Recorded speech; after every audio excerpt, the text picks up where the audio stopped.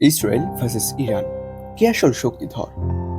একদিকে রয়েছে ইসরায়েলি মধ্যপ্রাচ্যের সবচেয়ে ভয়ঙ্কর প্রযুক্তি নির্ভর সামরিক শক্তি, অন্যদিকে ইরান, প্রাচীন সভ্যতার উত্তরসূরি, পরমাণু শক্তিতে বলীয়ান এবং এক বিশাল মিলিটারি বল।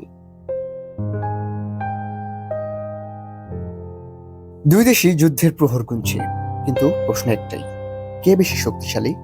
কে আধিপত্য বিস্তার করতে পারে গোটা অঞ্চলে? চলুন আজকের ভিডিওটিতে বিশ্লেষণ করে জেনে নেই ইসরায়েল বনাম ইরান কে আসল সুপার পাওয়ার। প্রথমে শুরু করছি সামরিক শক্তির তুলনা দিয়ে। ইসরায়েলের রয়েছে অ্যাক্টিভ মিলিটারি 1.7 লক্ষ, রিজার্ভ রয়েছে 4.6 lakh, iron drone, Arrow 3 missile system, hitech drone, F-35 stealth fighter, US এর মিলিটারি সাপোর্ট। ইরানের রয়েছে অ্যাক্টিভ মিলিটারি 5 লক্ষ, revolutionary guard IRGC 1.25 lakh, ballistic missile Shahab, Sejjil, submarine, drone, army, এবং রয়েছে হিজবুল্লাহ, হুতি, PMF এর মতো মিত্রদের সমর্থন। পারমাণবিক সক্ষমতা। ইরান ইউরেনিয়াম এনরিচমেন্ট চলছে 60% পর্যন্ত, আন্তর্জাতিক নিষেধাজ্ঞা সত্ত্বেও বোমা তৈরির পথে। IAEA বহুবার উদ্বেগ প্রকাশ করেছে।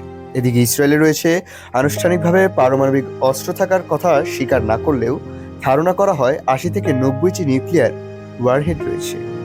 আরও রয়েছে ডায়মন্ড রিয়েক্টর, সেক্রেটারি মেইনটেইন। এবার এদের অর্থনীতি ও প্রযুক্তির দিকে যাওয়া যাক। প্রথমে শুরু হচ্ছে ইসরায়েলকে নিয়ে। জিডিপি প্রায় 500 billion, world leader in cyber security, AI, drone, missile tech ইত্যাদি। আরও রয়েছে গুগল, অ্যাপেল, মাইক্রোসফটের R&D centre, hitech economy, startup nation. এবার আসি ইরানের বিষয়ে। ইরানের জিডিপি প্রায় 350 বিলিয়ন, অর্থনীতি নির্ভরশীল তেল ও গ্যাস রপ্তানির উপর।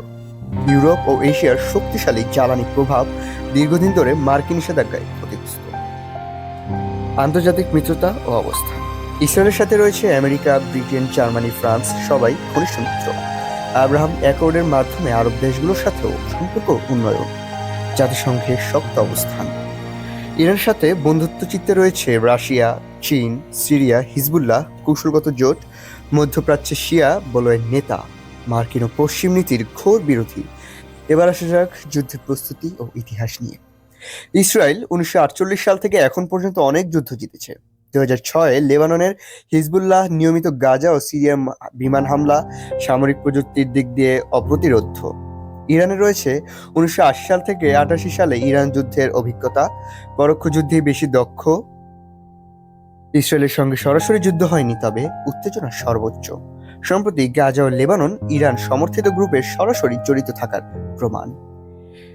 ইসরায়েলের 95 লাখ জনসংখ্যা, প্রতিটি পুরুষ মহিলার জন্য বাধ্যতামূলক মিলিটারি ট্রেনিং, বিজ্ঞান প্রযুক্তিতে বিশ্বমানের অবদান।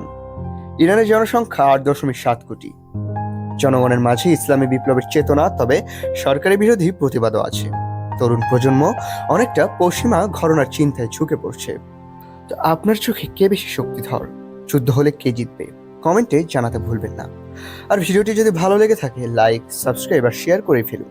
দেখা হবে পরের কোনো রোমাঞ্চকর ভিডিওতে। ততক্ষণ ভালো থাকুন, সুস্থ থাকুন। আল্লাহ হাফেজ।